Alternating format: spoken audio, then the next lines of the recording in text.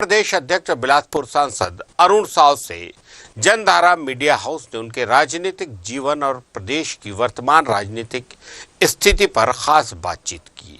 देखिए हमारी खास रिपोर्ट।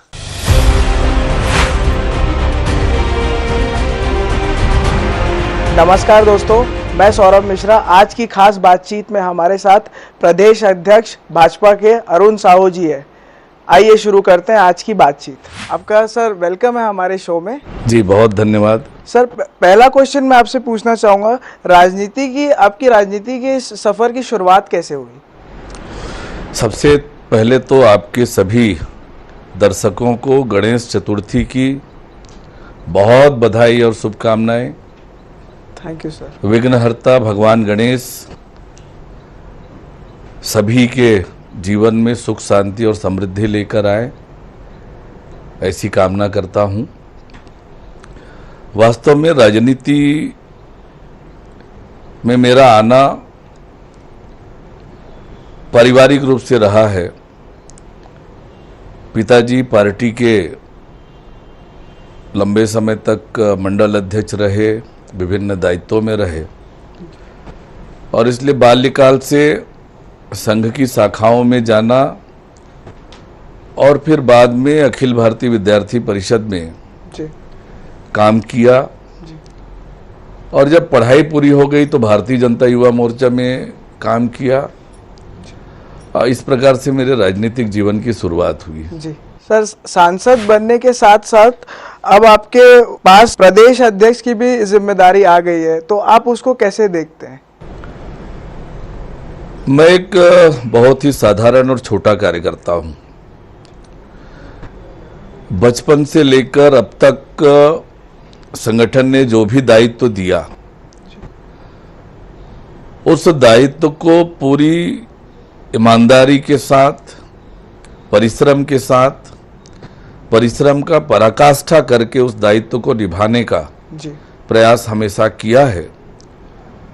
और आज पार्टी नेतृत्व ने मुझे प्रदेश अध्यक्ष की जिम्मेदारी दी है। जी। निश्चित रूप से एक छोटे कार्यकर्ता के ऊपर एक बड़ा भरोसा जी। पार्टी नेतृत्व ने किया है। मैं परिश्रम की पराकाष्ठा करूंगा और भारतीय जनता पार्टी के सभी नेताओं को, सभी कार्यकर्ताओं को साथ लेकर काम करूंगा। और जिस प्रकार से आज छत्तीसगढ़ की परिस्थितियां हैं, जी। उन परिस्थितियों में पार्टी को यशस्वी बनाना, जी। 2023 में भारतीय जनता पार्टी की सरकार बने छत्तीसगढ़ में, जी। इसके योजना बनाकर जी। काम करूंगा। जी। वर्तमान में प्रदेश में भाजपा की जो स्थिति है, उसे बेहतर बनाने के लिए आपकी क्या योजना है?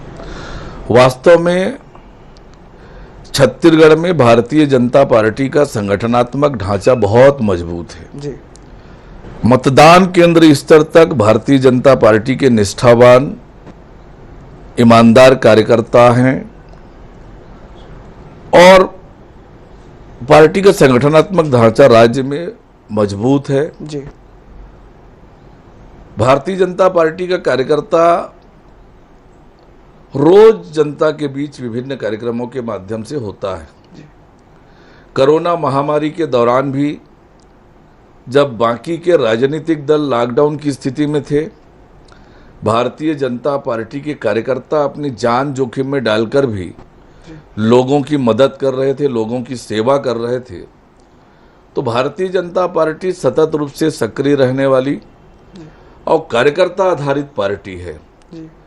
और इसलिए सभी कार्यकर्ताओं को साथ लेकर, सभी नेताओं को साथ लेकर काम करेंगे, पार्टी को यशस्वी बनाएंगे। जी। इस बार विधानसभा चुनाव को लेकर जो चुनाव होंगे, उसमें आप लोग की क्या स्ट्रैटेजी रहेगी? लगभग 4.25 साल हो गए जी। छत्तीसगढ़ राज्य को बने। जन घोषणा पत्र में बड़े बड़े वायदे इस सरकार ने, इस पार्टी ने किए थे, जी। कांग्रेस पार्टी ने, जी। कि किसानों के साथ अन्याय अत्याचार हुआ, महिलाओं के साथ हुआ, जी। युवाओं के साथ हुआ, जी सरकारी अधिकारी कर्मचारियों के साथ हुआ, बुजुर्गों को धोखा देने का काम इस सरकार ने किया। छत्तीसगढ़ में जिस प्रकार से सरकार चल रही है, कर्ज में डुबाने का काम छत्तीसगढ़ की सरकार ने छत्तीसगढ़ को किया है।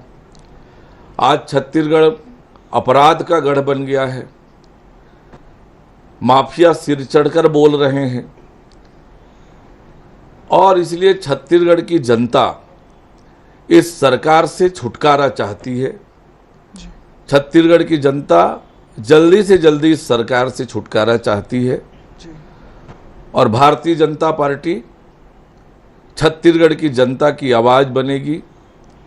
सड़क से लेकर सदन तक लड़ाई लड़ेंगे, जनता की आवाज बनेंगे, जनता के मुद्दों को लेकर आगे बढ़ेंगे और छत्तीसगढ़ की जनता के आकांक्षा के अनुरूप 2023 में छत्तीसगढ़ में भारतीय जनता पार्टी की सरकार बनाएंगे।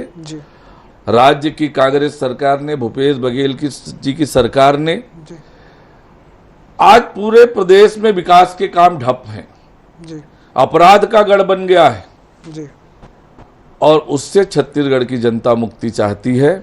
हमें जनता की आकांक्षाओं के अनुरूप काम करेंगे और 2023 में कमल खिलाएंगे। विधानसभा चुनाव में किसानों की समस्या एक बहुत बड़ा मुद्दा है, उसको लेकर क्या कहना है आपका? 15 साल में जब भारतीय जनता पार्टी की सरकार थी, किसान खुशहाल थे। इस सरकार ने किसानों से बड़े बड़े वादे करके धोखा देने का काम किया। किसानों के साथ इस सरकार ने अन्याय अत्याचार किया। कर्ज माफी का वादा किया, आधा अधूरा कर्ज माफ हुआ और जिस प्रकार से बोनस के रूप में जो राशि सरकार दे रही है वो भी 4 किस्तों में, उसमें भी कटौती हो रही है। 2 साल पुराना बोनस नहीं दिया। किसानों के रकबे काटे गए। किसानों को बारदाना के लिए तरसाया गया। किसानों को मजबूर किया गया ऊंची कीमत पर खाद खरीदने के लिए, अमानक वर्मी कंपोस्ट खरीदने के लिए मजबूर किया गया। इससे छत्तीसगढ़ के किसानों में आक्रोश है, अन्याय है, अत्याचार इस सरकार कर रही है, धोखा देने का काम किसानों को किया है और इसलिए छत्तीसगढ़ के किसानों में नाराजगी है, आक्रोश है और छत्तीसगढ़ के किसान जिस प्रकार से 15 साल की हमारी सरकार में हमने किसानों के लिए काम किया, केंद्र में माननीय नरेंद्र मोदी जी के नेतृत्व में भारतीय जनता पार्टी की सरकार ने किसानों के हित में जो निर्णय लिए, काम किए, तो निश्चित रूप से किसानों का समर्थन भारतीय जनता पार्टी को मिलेगा। प्रदेश में अगर भाजपा की सरकार बनती है तो आप लोगों की प्राथमिकता क्या होगी? छत्तीसगढ़ विकास की दिशा में आगे बढ़ा था। छत्तीसगढ़ शांति का टापू, सद्भावना का टापू था। हम छत्तीसगढ़ को उस दिशा में आगे बढ़ाएंगे, अटल जी के सपनों के अनुरूप छत्तीसगढ़ को बनाएंगे। छत्तीसगढ़ को खुशहाल प्रदेश, विकसित प्रदेश बनाएंगे। हर वर्ग के विकास के मुख्य धारा में लाकर उन्हें सम्मान से जीने का, खुशहाली से जीने का अवसर प्रदान करेंगे। जो बस्तर एरिया है उसको आप कैसे देखते हैं, कैसे आप लोग टारगेट कर रहे हैं उसको, आपकी स्ट्रैटेजी क्या रहेगी बस्तर को लेकर? 15 सालों में बस्तर के विकास के लिए जो हमने एक सिलसिला प्रारंभ किया था, आज बस्तर के लोगों को भी ये बात महसूस हो रहा है कि आज विकास के सारे काम बस्तर में ठप हैं। उनको मौलिक सुविधाएं जो हम दे रहे थे, वो सुविधाएं भी राज्य में कांग्रेस की सरकार बनने के बाद बंद हुई है। बस्तर की कानून व्यवस्था की स्थिति पूरी तरह से खराब है और बस्तर की जनता को ये भरोसा हो गया है कि उनका भविष्य भारतीय जनता पार्टी के हाथों में ही सुरक्षित रहेगा। बस्तर का विकास केवल भारतीय जनता पार्टी कर सकती है और इसलिए बस्तर के आदिवासी भाई भी जी भारतीय जनता पार्टी के समर्थन में आएंगे, भारतीय जनता पार्टी को आशीर्वाद देंगे जी और न केवल बस्तर, पूरे छत्तीसगढ़ के लोग भारतीय जनता पार्टी को अपना आशीर्वाद देंगे और छत्तीसगढ़ में भारतीय जनता पार्टी की सरकार बनेगी। छत्तीसगढ़ एक बार फिर से विकास की ओर आगे बढ़ेगा, खुशहाली की ओर आगे बढ़ेगा, जी। शांति और सद्भावना की ओर आगे बढ़ेगा। तो अरुण जी, आपका शुक्रिया आपका समय हमें देने के लिए। मैं आपको कॉन्ग्रेचुलेट करना चाहूँगा कि आप भाजपा के प्रदेश अध्यक्ष बने।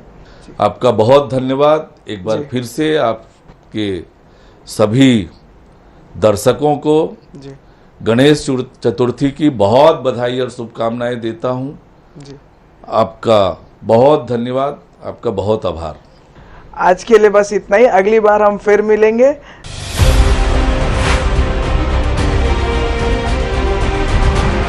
आज के बुलेटिन में फिलहाल